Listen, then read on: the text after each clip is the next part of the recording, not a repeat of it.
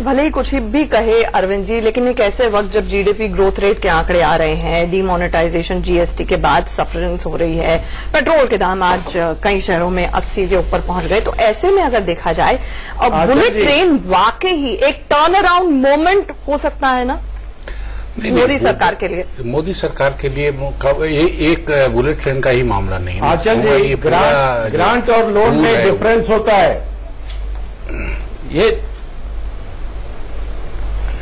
Loan को grant मत कहा जाए, ये गलत भ्रमित मत करिए। ग्रांट अलग चीज होती है, लोन अलग होती है। नहीं, वो कहने का ये लोन है। जी प्रेमचंद जी, वो कहने का नजरिया ये है कि लोन दिया गया है, लेकिन वो इतने कम इंटरेस्ट पे दिया गया है 0.1% पे, जो वो लोन ही नहीं रहता है, और साथ ही साथ 50 साल का उसमें पीरियड है, इसीलिए लोग बहुत इसको ग्रांट की तरह कंस्ट्रू कर रहे हैं। करने होंगे ना शर्मिनी जी, मैं ठीक हूँ। इसको ग्रांट की तरह इसीलिए कंस्ट्रू किया जा रहा है। आज आप इसके लिए तो वापस करना है ना।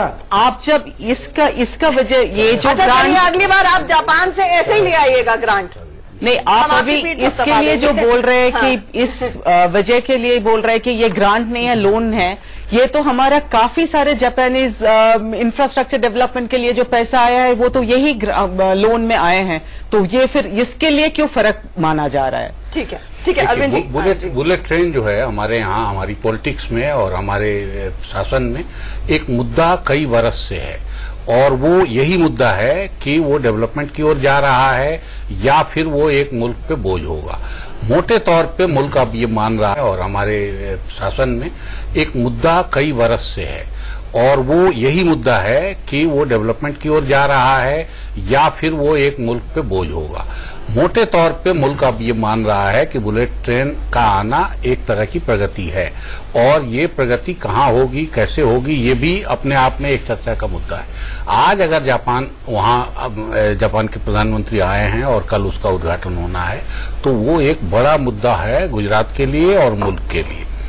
और हम अगर कोई चर्चा अभी कर रहे हैं थोड़ी उससे थोड़ी अलग होके, या फिर ये क्यों रोड शो हुआ, और या फिर ये सारा कुछ अहमदाबाद में ही क्यों हो रहा है, तो ये मसला फिर हम थोड़ा गुजरात चुनाव से उसको जोड़ के इसीलिए देख रहे हैं कि प्रधानमंत्री मोदी अभी तक अपने गुडविल को, मुल्क के गुडविल को देश की पॉलिटिक्स में, वोट की पॉलिटिक्स में इस्तेमाल करने वाले पहले लीडर हैं, जो बाहर भी जब विदेश दौरा करते हैं तो देश में उनका गुड, बाहर जो अपनी चर्चा होती है वो होता है, देश की पॉलिटिक्स में भी उनकी चर्चा, और या उनकी, मैं कहूंगा कि जितने वायदे हैं, नाकामियां हैं या प्रशासनिक चूक है, वो थोड़ी देर के लिए दब जाता है, लगता है कि ये आदमी दुनिया में हमारा झंडा है। तो ये गुडविल इस्तेमाल करना देश की पॉलिटिक्स में, मुझे लगता है कि वो पहले हमारे लीडर हैं और ये बड़ी कुशलता से ये काम करते हैं।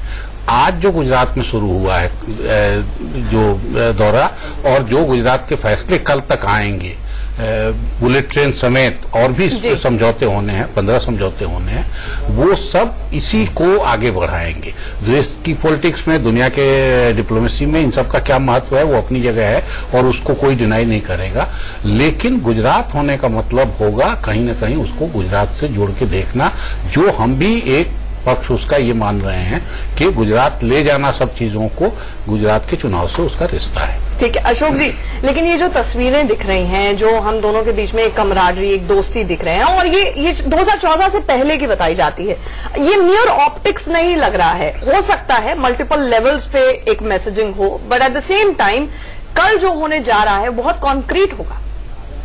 जी बिल्कुल नहीं, देखिए दोनों देशों को एक दूसरे की जरूरत है, और बहुत ही ज्यादा जरूरत है, और दोनों ने ये माना है जो अगर भारत का विकास होगा तो ये जापान के लिए अच्छा है, और अगर जापान का विकास होगा तो ये भारत के लिए अच्छा है। ये केवल हम एशिया में एक मल्टीपोलर एशिया नहीं बनाना चाहते हैं, परंतु पूरी दुनिया में एक मल्टीपोलर वर्ल्ड बनाना चाहते हैं। और अगर चीन के बढ़ते हुए प्रभुत्व को अगर कोई कंट्रोल कर सकता है, अगर कोई उसमें थोड़ा अंकुश लगा सकता है, तो वो भारत और जापान साथ मिलकर कर सकते हैं। तो इसमें दोनों देशों का फायदा है, और इसीलिए जो अब जो शैली है प्रधानमंत्री मोदी ने जो अपनाई है, ये नूतन शैली है। अब इसमें तो प्रधानमंत्री मोदी का कोई स्थान ही नहीं है जो सरप्राइज करना। और इसमें हम बातचीत कर रहे थे, जो ये अगर उनके अपने दिमाग की उपज है या और लोग उनको बताते हैं, तो मैं तो ये कहूंगा ज्यादातर ये चीजें उनके अपने दिमाग से निकल कर आती हैं, क्योंकि अगर आप देखें 26 मई 2014 को जो उन्होंने सभी सार्क देशों के और मॉरिशस के प्रधानमंत्री को बुलाया, मेरे विचार से किसी ने उनको ये सलाह नहीं दी होगी। और भी आगे चलते हुए जैसे जैसे उन्होंने किया है, कदम उठाए हैं, तो वो उनकी अपनी सोच का नतीजा है, अपनी समझ का नतीजा है। और इसमें जो बुलेट ट्रेन है, जो इतने सारे समझौते होने वाले हैं, जो हमारे, हम उन पे भी आएंगे, रक्षा को लेकर समझौता होगा और न्यूक्लियर दो बहुत मुद्दे, बिल्कुल, रक्षा और न्यूक्लियर कोऑपरेशन। ये अगर आप 3-4 साल पहले भी सोचते तो ये बिल्कुल ही नामुमकिन लगता। तो मैं तो ये यकीनन कहूंगा जो ये प्रधानमंत्री मोदी की बहुत सफलता है, जो 4 साल पहले एक था ग्लोबल स्ट्रेटेजिक पार्टनरशिप, 2014 में सितंबर में जब गए वहां पर उन्होंने उसको अपग्रेड किया special strategic and global partnership. अब लोग कह सकते हैं जो ये केवल नाम का अदला बदला था, परंतु हम देखते हैं जो इसमें सब्सटेंटिव कंटेंट भी काफी नया आया है। एक नई इबारत रिश्तों की यहाँ पर रखी जा रही है। मेरे साथ मेरे वरिष्ठ सहयोगी प्रकाश पांडे न्यूज रूम से जुड़ रहे हैं। प्रकाश, एक शॉर्ट कमेंट, मुझे ऐसा क्यों लग रहा है कि यहाँ पर नई इबारत रखी जा रही है? सब पैनलिस्ट खुश हैं, लेकिन कांग्रेस के पैनलिस्ट और साथ ही साथ मुझे लगता है चीन इन तस्वीरों को देखकर खासा दुखी हो रहा होगा। बिल्कुल सही कह रही हैं आंचल, वो जाहिर सी बात है कि उसमें अगर कांग्रेस के सदस्य वहां पर मौजूद हैं और बीजेपी से दोनों प्रेम लोग मौजूद हैं तो अपने प्रेम की वर्षा वहां कर रहे होंगे, उसमें भी राजनीति देख रहे होंगे। पर अगर मोटा मोटी देखा जाए तो जाहिर सी बात है कि ये जो चीज हो रही है उस पे पूरे विश्व की नजर है। हालांकि इसके पीछे भी अगर देखा जाए तो साफ तौर पे इस पूरे महाद्वीप में जरूरत इस बात की थी कि चाइना को काउंटर करने के लिए भारत का मजबूत होना उतना ही जरूरी है और जापान का मजबूत होना भी उतना ही जरूरी है, क्योंकि दोनों को जो है कुछ 5 लाख करोड़ के समझौते होने हैं। और जो मैंने पहले भी बताया था कि अब फॉर्मूला चेंज किया जा रहा है। अब 2+2 फॉर्मूले के तहत डिप्लोमेसी आगे बढ़ानी है, जिसमें डिफेंस का भी उतना ही तवज्जो देने की बात है और साथ ही साथ जो है डिप्लोमेसी अलग चलेगी उस लाइन पे। तो हमारे कई ऐसे समझौते होने हैं जो मेक इन इंडिया में भी फायदेमंद होंगे और साथ ही साथ जो चीन का वर्चस्व बढ़ता जा रहा है उसको कम करने के लिए बहुत जरूरी था, क्योंकि मैं जैसा सबको पता है कि जापान लगातार हमारा साथ दे रहा था और जापान के लिए उत्तर कोरिया ने जिस तरह से अपने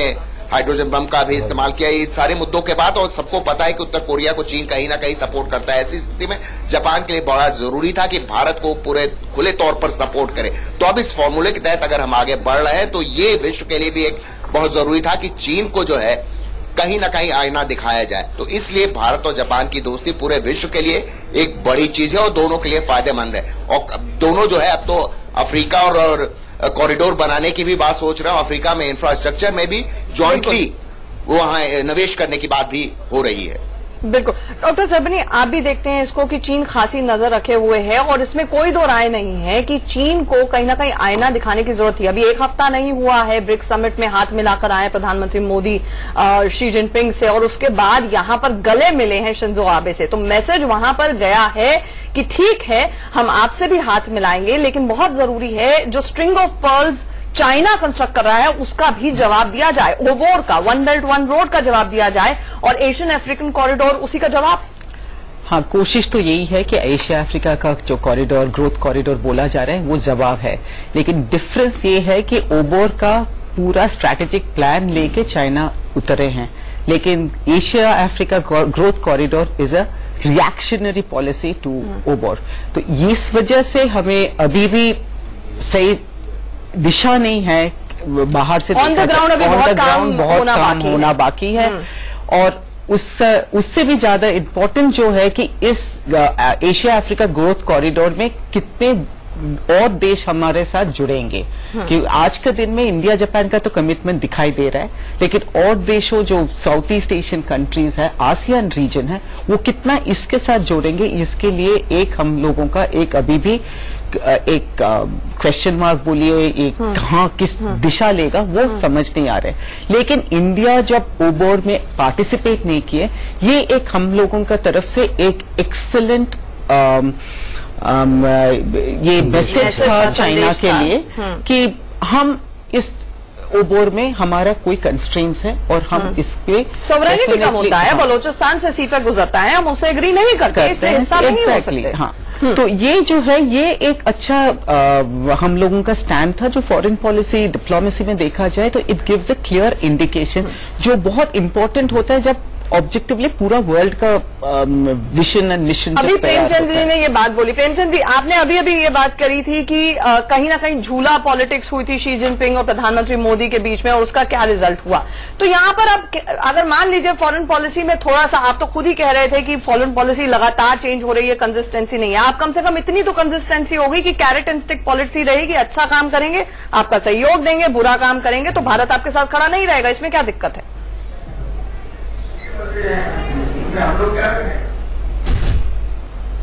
नहीं, पॉइंट ये नहीं है, पॉइंट है कि हमारी कोई लाइन ही नहीं है। आप जब आपको घरेलू फ्रंट पर आपको लगता है कि कई समस्याएं हो गई हैं, उसका समाधान नहीं कर पा रहे हैं, तब आप इस तरह के बीच में कुछ इवेंट कर देते हैं। आज ही आप देख लीजिए, दिल्ली यूनिवर्सिटी छात्र संघ के चुनाव में बीजेपी की हार हुई है, एनएसयूआई की जीत हुई है। ये छात्रों का एंगर है। अच्छा। जिसने पिछले साल मोदी जी को पसंद किया, अब पसंद नहीं कर रहे हैं। कई और फ्रंट पर देख लीजिए, पिछले 1-2 महीना में देश की घटनाओं को देख लीजिए आप अस्पतालों में मासूम बच्चों की मौत को देख लीजिए। प्रेमचंद जी, ध्यान नहीं दूसरों के इलेक्शन को आप तो हम आबे की विजिट के साथ अगर कंफ्यूज करेंगे, हम उन चीजों को दबन एक सेकंड, ये भी बहुत पहले से प्री प्लान है, जैसे ब्रिक्स में जाना तय था, ये भी बहुत पहले से प्लान था। Let me finish, let me finish, मुझे पूरा करने दीजिए। मैं कह रहा हूं कि पूरे यूपी में, झारखंड में, मध्य प्रदेश में, राजस्थान में मासूम बच्चे सैकड़ों की संख्या में मरे हैं, एक सच्चाई है। उसके लिए हम इलाज के अभाव में बच्चे मर रहे हैं, हम उसका उपाय नहीं कर रहे। आप इन चीजों से ध्यान हटा रहे, उस पर आपका तवज्जो नहीं जा रहा है। नहीं, वो एक हकीकत है, और चीज पर दे रहे हैं। वो मीडिया ने खबरें दिखाई पर नहीं है, देश वो सरकार पर सवाल उठाए। आप बताइए सरकार पर कब सवाल उठाए? बल्कि मेरी बजाय तो प्रेम शुक्ला जी आप ही इनका जवाब दें। ये उसको पूरी तरह से शिंजो आबे की विजिट को और अभी जो चल रहा है उसको इवेंट मैनेजमेंट का काम। मैं प्रेम शुक्ला जी से एक सवाल पूछ रहा हूँ। जी पूछिए। प्रेम शुक्ला जी से एक सवाल पूछ रहा हूँ। मैं प्रेम शुक्ला जी से एक सवाल पूछ रहा हूँ, एक साथ वो जवाब दे रहे। आज अभी साबरमती आश्रम से ये जा रहे हैं सैयद मस्जिद में मोदी जी का जाना, क्या मैसेज देना चाह रहे हैं आप? जो बाहर के मुल्कों में जो है कि यहाँ पर धार्मिक असहिष्णुता है, कट्टरवाद है, आप उसे जानबूझकर एक मस्जिद ले जा रहे हैं और वहां पर आप ही एक गाइड की भूमिका में रहेंगे प्रधानमंत्री जी। जो काम आडवाणी जी ने कराची में जिन्ना के मजार हो गया प्रश्न, वो आप आज करने जा रहे हैं। हो गया प्रश्न की शेष चाहता हूं, अगर नियत बदली है तो अच्छी बात है। आप सिर्फ ये बताइए, क्या किसी या किसी मंदिर में भी ले जाने का प्रोग्राम है क्या? किसी देवी देवता के मंदिर में भी? शांति के मंदिर साबरमती आश्रम में लेके गए, शांति के मंदिर साबरमती आश्रम में लेकर गए। कई बार कुंठा जो है वो हास्यास्पद प्रश्न करने के लिए प्रश्नकर्ता को प्रेरित करती है। और अब मस्जिद में मोदी जी के जाने पे कांग्रेस को पीड़ित होना, ये किस बात का दर्शन देता है? आपके आदरणीय नेता कहा कि आपकी नीयत नहीं बदली, ये कैसे जान गए आप मस्जिद में जाने पर? आप पहले से ही जाने के पहले की तरह नीयत नहीं बदली। आपके आदरणीय नेता राहुल गांधी आपने एक तरफ तो नहीं, सुन लीजिए अब मिश्रा जी प्रेम पूर्वक कृपया उत्तर सुन लीजिए, प्रेम पूर्वक उत्तर सुन लीजिए। मैंने आपका प्रश्न सुन लिया, मैं जरा धैर्य रखिए, मैं उत्तर दे दूं, फिर आप प्रश्न पूछ सकते हैं। कहिए। आपके नेता अमेरिका में जाते हैं और कहते हैं कि भारत में मुसलमान असुरक्षित है। आपके नेता भारत में कहते हैं कि रोहिंग्या शरणार्थी जो मुसलमान हैं उनको यहाँ पर भारत में रहने दीजिए, यानी भारत में शांति है, फिर भी विदेश में जाकर आप दुष्प्रचार करते हैं। उसके बाद यदि आदरणीय मोदी जी यदि जापान के प्रधानमंत्री को मस्जिद में ले जा रहे हैं तो आपकी छाती फटी जा रही है। तो ये सर्वधर्म संभाव कि हमारी नीति पर आपका जो आपकी जो ऑस्ट्रेलिया में क्या कहा था, जरा सुन लीजिए भाई साहब, प्रेमचंद जी जरा सुन लीजिए। क्या है इतना, अब कल ही कोई चुनाव नहीं है कि इतना ज्यादा परेशान हो जाए। मोदी जी ने कनाडा में क्या भाषण दिया था? अरे भाई साहब, राहुल गांधी के भाषणों पर तो कांग्रेस ही हंसने लगे हैं। मैं तो आपके कांग्रेस के लोग, मोदी जी ने कहा जैसे आदरणीय राहुल गांधी जी की बुराई खुलता है, कांग्रेस के लोग बेचारे सिर्फ मोदी जी ने किया है। राहुल गांधी ने तो उपलब्धियों, आदरणीय राहुल गांधी जी का मुंह खुलते ही मैंने कांग्रेसियों को सिर्फ देखा है। ये प्रधानमंत्री ने शुरू किया है। जरा सुन ले भाई साहब, हम आपकी कुंठा समझ सकते हैं, आप आपकी पीड़ा समझ सकते हैं, हम पीड़ा समझ सकते हैं, मैं तो सिर्फ ये हम आपकी पीड़ा समझ सकते हैं। किसी का उत्सव देखकर किसी के घर में स्यापा शुरू हो जाए, ये लोकतंत्र के हित में नहीं है। भारत का हित कहीं सध रहा हो और कांग्रेस स्यापा करने लगे तो ये देश के हित में नहीं है। कम से कम विदेशी मामलात में आप क्षुद्र राजनीति से मुक्त हो जाए। क्या कहा? ठीक है, अब मुझे लगता है कि आप दोनों ने अपने पॉइंट्स रख दिए हैं। अशोक जी, राजनीति कांग्रेस ने कभी नहीं किया है। अच्छा, अभी कर क्या रहे हैं आप? ये काम आपका है, अभी कर क्या रहे हैं? ठीक है, अच्छा आप जो करना चाहते हैं वो आप अक्सर डिबेट्स में कर देते हैं सर, इसलिए 1 मिनट। अच्छा, अरे हम तो मंदिर जाते रहते, उसमें भी आप छाती कूटते हैं।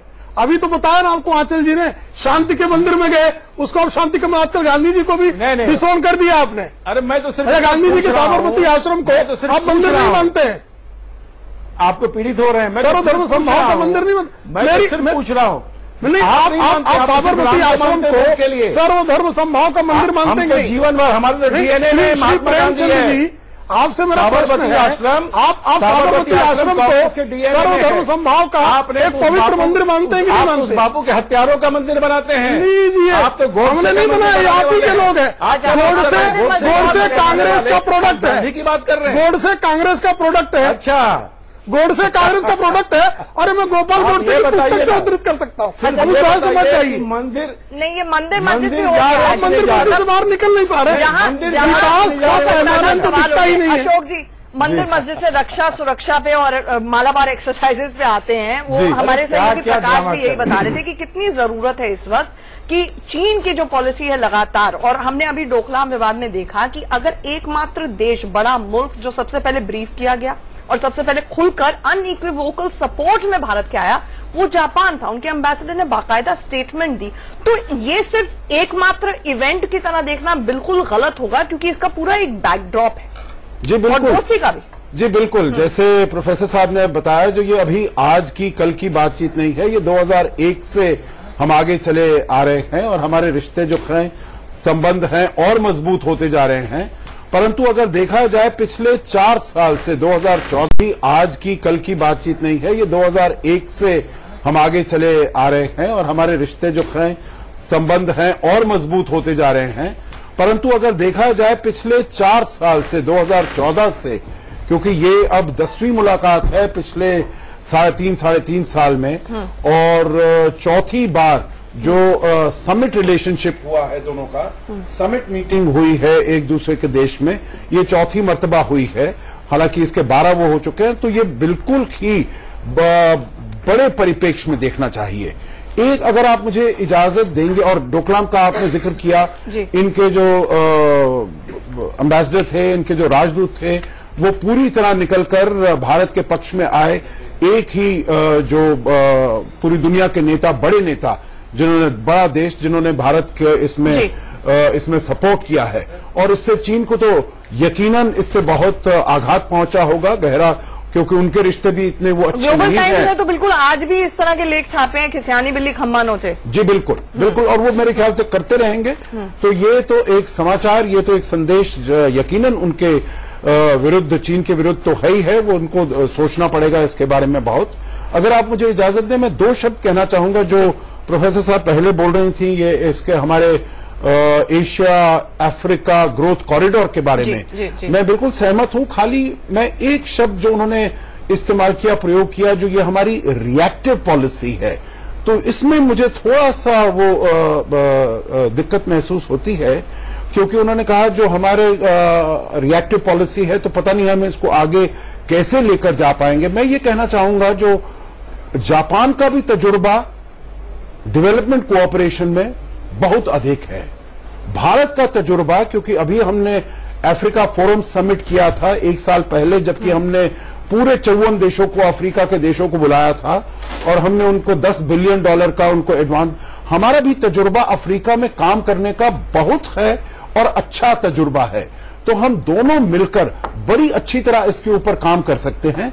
और मेरे विचार से जो हमने एशिया अफ्रीका ग्रोथ कॉरिडोर में जो हम करने का प्रयास कर रहे हैं, वो हम कह रहे हैं जो उनका, एक तो प्रयास की बात आती है, अब वो लेवल आ गया है कि ये जरूरी हो गया चाहिए, बिल्कुल जरूरी करना। आप मुझे 1 मिनट दें, क्योंकि जो हमने कहा है, जो बेल्ट रोड इनिशिएटिव में जो खामियां हैं, उस सब को हम अपने जो ये वाला इनिशिएटिव है उसमें नहीं आने देंगे।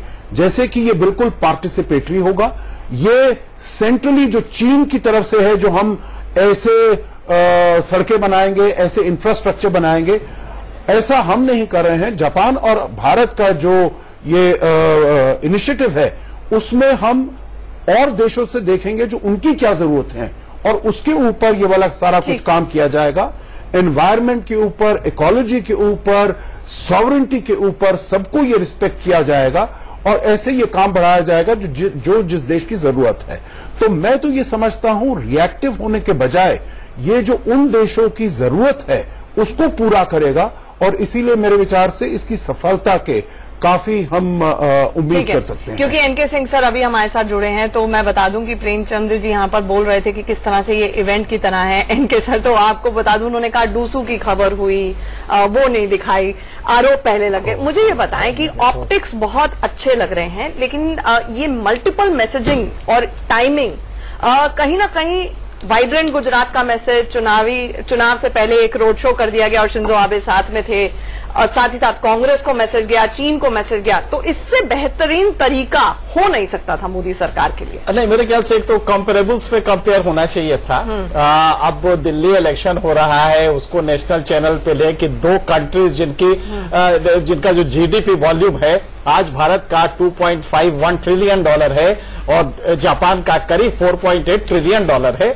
दो बड़ी कंट्रीज हैं, उनके हेड ऑफ द गवर्नमेंट्स आके मिल रहे हैं, उसकी जगह इसको मेरे ख्याल से वो भूल गए। अगर उनको कंपैरिजन ही करना था तो ये बताते कि ट्रेड वॉल्यूम दोनों के बीच में 2012 में पीक पे था। आज वो उतना नहीं अचीव कर पाए, लेकिन बात इसकी नहीं है कि वॉल्यूम क्या था कितना नहीं है।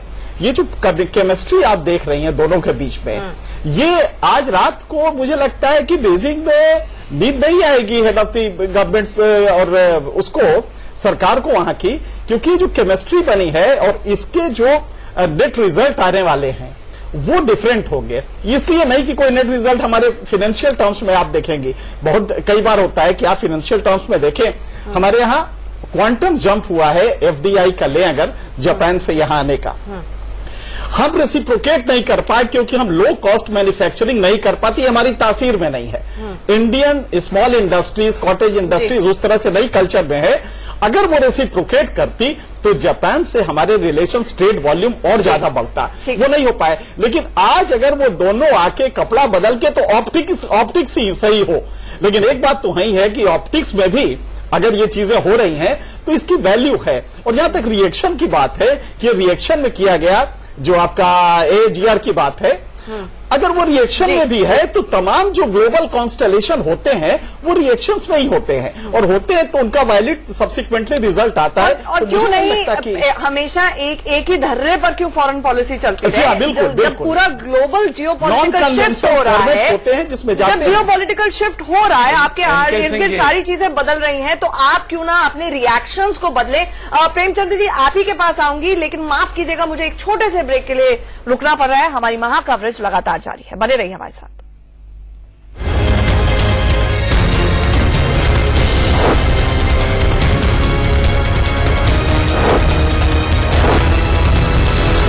स्वागत है। तो भारत और जापान के रिश्तों की नई इबारत लिखी जा रही है। बुलेट ट्रेन लाई जाएगी भारत में, कल इसको लेकर अहम समझौते होंगे। और अब से कुछ ही देर पहले जापान के प्रधानमंत्री शिंजो आबे जब आए तो उन्हें फ्रेंच फिलोसोफर गाइड की तरह प्रधानमंत्री मोदी ने न सिर्फ पूरे अहमदाबाद में घुमाया, 8 किलोमीटर लंबा रोड शो था। हमारे साथ एक बड़ा पैनल इस वक्त जुड़ा हुआ है, तमाम स्ट्रेटेजिक पहलुओं पर भी चर्चा कर रहे हैं। और प्रेमचंद मिश्रा जी, आप कुछ कहना चाह रहे थे, लेकिन जो भी कहें मुस्कुरा के कहें। मुझे ये नहीं लगना चाहिए कि बुलेट ट्रेन भारत आ रही है तो चीन दुखी है और आप भी दुखी हैं। मुस्कुरा कर बात कहिए अपनी।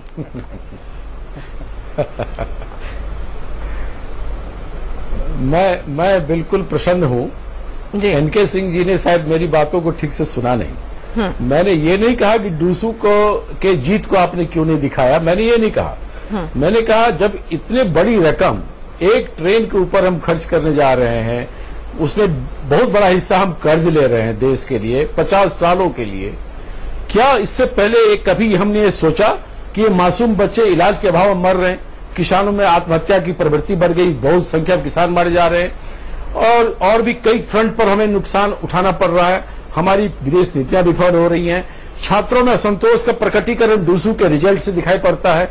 तो उन चीजों को ढकने के लिए कहीं न कहीं आप कोई ऐसा इवेंट कर देते हैं बीच बीच में कभी सर्जिकल स्ट्राइक के नाम पर, कभी नोटबंदी के नाम पर, कभी ये, और बाद में पता चले कुछ नहीं होता है। हर चीज का मौका होता है, देखिए हर चीज का मौका होता है। आप कह रहे हैं भारत की फॉरेन पॉलिसी विफल हो रही है, मुझे ये बताएं देश को क्या फायदा कि ये जो तस्वीरें हैं, मुझे ये तस्वीरें बताएं, आपके भी प्रधानमंत्री रहे हैं, शिंजो आबे भारत में उनका इस तरह से स्वागत होता है, प्रोटोकॉल तोड़कर स्वागत किया जाता है। रोड शो पर एक विदेशी प्रधानमंत्री, ये अपने आप में पहली बार हो रहा है, ये प्रेसिडेंट सेट करने वाली तस्वीरें बताएं, आपके भी प्रधानमंत्री रहे हैं, शिंजो आबे भारत में उनका इस तरह से स्वागत होता है, प्रोटोकॉल तोड़कर स्वागत किया जाता है। रोड शो पर एक विदेशी प्रधानमंत्री, ये अपने आप में पहली बार हो रहा है, ये प्रेसिडेंट सेट करने वाली बात है। अब आप बोल रहे हैं इस पर विदेश नीति विफल हो रही है, कैसे? आंचल जी, हम 88,000 करोड़ जिसने हमको लोन दिया है, स्वागत है, हम उसका बढ़ चढ़कर स्वागत करेंगे। और गुजरात में अहमदाबाद, ये काम आप मुंबई में भी कर सकते थे, वाई ओनली इन अहमदाबाद, क्योंकि वहां चुनाव है।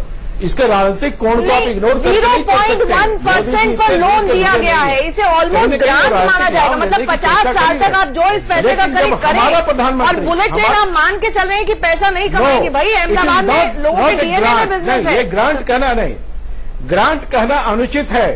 भारत ये कहना गलत है। ग्रांट की तरह इसलिए माना जा रहा है सर, क्योंकि रेट ऑफ इंटरेस्ट 0.1% करोड़ रुपए चुकाने हैं। 88,000 करोड़ आपको चुकाने हैं। आने तो दीजिए सर, पहले करोड़ तो चुकाना होगा ना। फॉरेन इन्वेस्टमेंट आने की बात है। एनके सिंह सर, क्या ये वाकई वैलिड पॉइंट है? क्या ये वाकई वैलिड पॉइंट है? लेकिन ये जो कह रहे हैं प्रेमचंद जी, जो कह रहे हैं उसमें वैलिड पॉइंट हो सकता है कि जिस महीने अगस्त के महीने में लगातार डिरेलमेंट्स हुई हैं, लगातार लोगों की जान गई है, रेलवे सुरक्षा एक बड़ा मुद्दा है, लेकिन इसका मतलब क्या सारा का सारा फोकस वहीं पे हो जाए, आगे बढ़ने की बात ना? आजकल ये जो डेवलपमेंट होता है ना, ये कंपोजिट होल होता है, एक को रोक के दूसरा डेवलपमेंट करे, ये नहीं होता। ये march of civilization, march of technology है, तो बुलेट ट्रेन भी चलेगी और इसके साथ डेवलपमेंट भी होगा। आप कांग्रेस का यूपीए का लीजिए, यूपीए ने तमाम ऐसे काम किए, जबकि वो फार्मर्स लगातार सुसाइड 20 साल से कर रहे, हर 35 मिनट पे एक किसान आत्महत्या इस देश में कर रहा, और ये 21 तो कंप्यूटर लेके आए ना, खुद कहते हैं राजीव गांधी जी कंप्यूटर लेके आए, टाइपराइटर पर लगे रहते तो हो गया। आप बताइए, सी डॉट उस जमाने में आया जब हर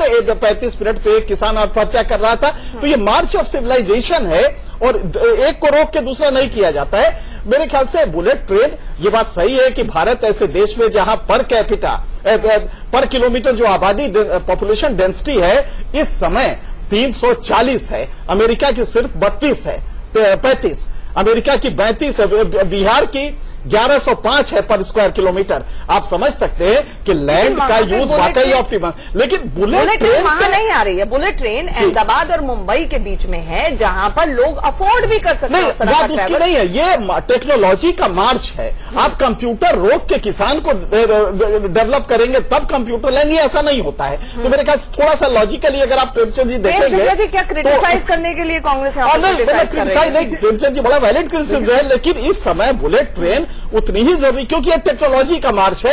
इसको आप अरेस्ट करके चाहे कि कहीं और हम करें तो ये थोड़ा पॉलिटिकल तो लग सकता है, लेकिन मेरे ख्याल से बड़ा रेशनल नहीं सर। मैं अपने प्रोड्यूसर्स को बोलूंगी डूसू की बाकायदा हेडलाइन चलाएं, तीसरी हेडलाइन तो चलनी चाहिए। अच्छा, लेकिन प्रेम शुक्ला अच्छा, हमारे पूर्वी उत्तर प्रदेश में कुछ गांव ऐसे होते हैं जहां बारात आ जाए तो कुएं में भूसा डालने की भी परंपरा रही है कि ताकि बारात पानी न पी सके।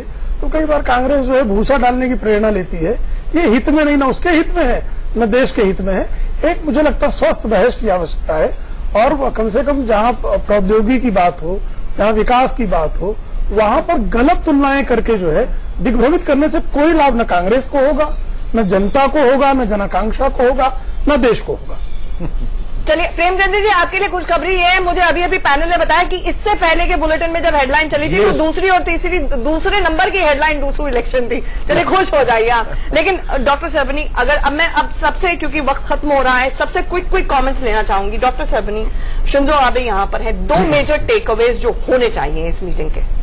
डेफिनेटली डिफेंस सेक्टर में बहुत कुछ होना चाहिए, अपार्ट फ्रॉम द ये कि जापान से हमारे पास जो 2 US-22 का जो चल रहा है वो सलामत सही तरीके से निपट जाए। ये 2x2 बहुत क्विकली बता दें कि रक्षा और फॉरेन मिनिस्टर्स आपस में इंटरैक्ट करते हैं, उस डायलॉग को माना जाता है और रेगुलर लेवल पे अगर थोड़ा डिस्क्राइब कर दें। ये ट्रैक 2 बोला जाता है। ये इनफैक्ट शिंजो एबे आने का पहले ही हमारा डिफेंस सेक्रेटरी और डिफेंस मिनिस्ट्री गए हुए थे डिफेंस का ऊपर चर्चा करने के लिए।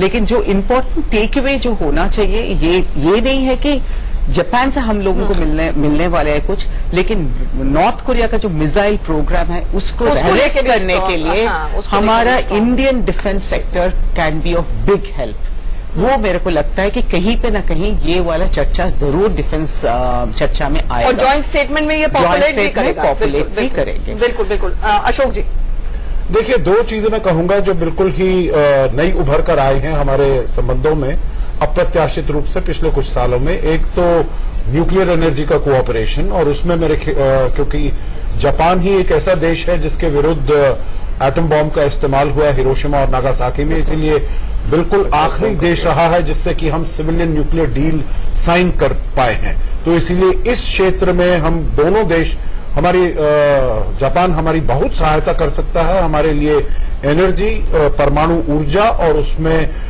जो पर्यावरण है उसकी भी सुरक्षा करने के लिए।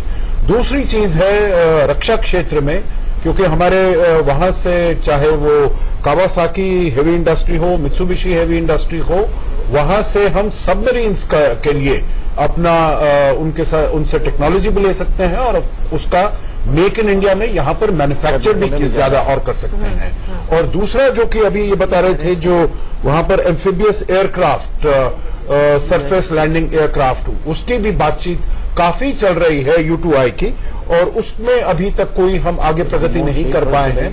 हमारी तरफ से इसमें थोड़ी ढील रही है, इसको भी हमें आगे बढ़ाने की जरूरत है। तो दो क्षेत्र आपने कहे, एक मैं कहूंगा रक्षा क्षेत्र और दूसरा है परमाणु ऊर्जा क्षेत्र, जिनको हमें देखना चाहिए और अपने संबंधों को और आगे इसमें बढ़ाना चाहिए। प्रकाश, आपसे ये जानना चाहूंगी, आपके एक्सटर्नल अफेयर्स मिनिस्ट्री के सोर्स क्या बताते हैं, खासतौर से ये जो जैसे टेकअवेज एक्सपर्ट्स ने हमें बताए हैं, क्या क्या ज्वाइंट स्टेटमेंट में नजर आएगा और ऑन द ग्राउंड कितनी जल्दी ये सब कुछ शुरू होगा? देखिए, ऑन द ग्राउंड की जहां तक बात है, कल जब प्रेस कॉन्फ्रेंस होगी, ज्वाइंट स्टेटमेंट आएगा, उसमें सब कुछ साफ हो जाएगा। लेकिन जो चीजें जो हैं, दोनों प्रधानमंत्रियों के बीच में पिछले 3 सालों में 11 मुलाकातें हो चुकी हैं। एक पर्सनल उनका एक रैपो है, जिसे टच थेरेपी के तहत आज जो है मोदी जी ने साफ तौर पर अहमदाबाद में दिखाया है कि अपनी वेशभूषा में अपने परिधान उनको पहनाए, और फर्स्ट टाइम दोनों हस्बैंड वाइफ जो है, शायद इस तरह के जापान में इस तरह की चीजें नहीं होती होंगी कि रोड शो कर रहे हैं। रोड शो बड़े उत्साहित नजर आ रहे थे, तो आप अंदाजा लगा सकते हैं कि उनकी पत्नी के भी 10 कार्यक्रम यहां पर तय हैं। तो कुल 5 लाख करोड़ के समझौते होने, उसमें डिफेंस सबसे महत्वपूर्ण है। और खासकर जो है अब हमारे उनके साथ जो है, जो तकनीकी के रूप में जो समझौते होंगे, उसमें न्यूक्लियर सिविल वाला तो हमारा उनके साथ समझौता था, पर अब परमाणु हथियार उपकरण और टेक्नोलॉजी के भी समझौते होंगे, जो कि आने वाले भविष्य के लिए बहुत हमारे लिए महत्वपूर्ण होंगे। साथ ही जो है अफ्रीका कॉरिडोर बनाने की जो बात चल रही है, उससे जो है जॉइंट इन्वेस्टमेंट की भी बात हो रही है। तो कल बहुत कुछ भारत के लिए ऐसा आने वाला है जो दोनों देशों के बीच चल रहा है इतने दिनों से, कि एक दूसरे के मजबूत स्तंभ मित्र की तरह खड़े नजर आएंगे, जिसका अंतर्राष्ट्रीय मंच पर भी सब कोई स्वागत कर रहा है। खासकर यूएस, जो चीन के लिए एक बहुत ही ऐसी स्थिति हो जाएगी कि वो अब अपने आप को कहीं ना कहीं काबू में रहेगा, और उसको भी एक आईना दिख जाएगा कि भारत के साथ अब वो 62 की जो बार बार हवाला देता था, वो स्थिति अब वाकई नहीं है। डोकलाम में उसने देख लिया उसको किस तरह मुंह की खानी पड़ी। जी, एनके सिंह सर, अभी टच थेरेपी की यहाँ पर प्रकाश ने बात की, एक बहुत वार्म हग नजर आई प्रधानमंत्री मोदी और शिंजो आबे के बीच में। तो चीन के साथ टच एंड गो है, यहाँ पर टच थेरेपी है। जमीन के ऊपर जिस तरह से उन्होंने बोला, चीन के परिप्रेक्ष्य में भी एक बहुत स्ट्रांग मैसेज गया है। जी, ये डबल बियर हग था।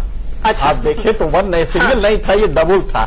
थोड़ा सा डिफरेंट है ये, ट्रंप से डिफरेंट था। जी, ट्रंप से थोड़ा डिफरेंट था। और डबल बियर हग के अलावा वो केमिस्ट्री साफ दिखाई देती है। एक कोई हेड ऑफ द गवर्नमेंट, वो भी जापान ऐसी कंट्री का, यहाँ आएगा, वो अलाउ करेगा कि 8 किलोमीटर आप एक्सपोज करें।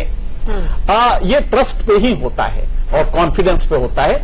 लेकिन अभी जो न्यूक्लियर टेक्नोलॉजी की बात की थी, कि दोनों चीजें जो बताई गई बिल्कुल सही है, कि न्यूक्लियर टेक्नोलॉजी में हम उस स्टेज पे हैं कि हम थोरियम से अपने उसको कैप करें, और ये टेक्नोलॉजी मेरे ख्याल से जापान से जैसे ही हम एडवांस करेंगे तो हम उस स्टेज पे आ जाएंगे। थोरियम हमारे यहाँ 65% ऑफ द वर्ल्ड रिजर्व हमारे पास है, तो हमारी कोशिश ये है कि किस तरह से हम थोरियम से कैप करना शुरू करें। दूसरा ये है कि जो टेक्नोलॉजी मिल रही है दोनों में ट्रस्ट क्वांटम बहुत ज्यादा है।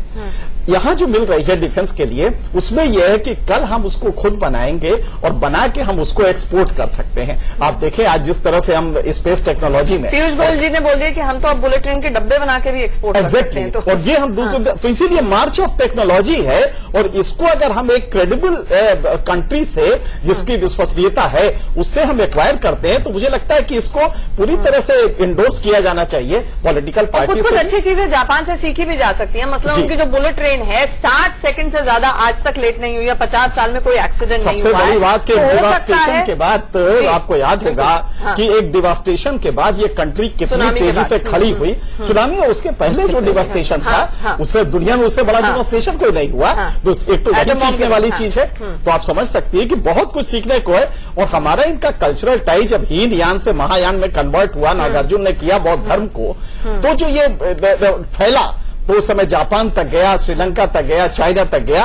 तो वो कल्चरल जो हमारा टाई है, ट्रेड टाइज जो हैं वो 6th सेंचुरी से हैं। तो एक ट्रस्ट बहुत बड़ा है जो कि हमारा उनका है और ये मुझे लगता है कि आज वो रिफ्लेक्ट हो रहा है इस पूरे प्रक्रिया में। बिल्कुल, आप सब हमारे साथ बने रहिए।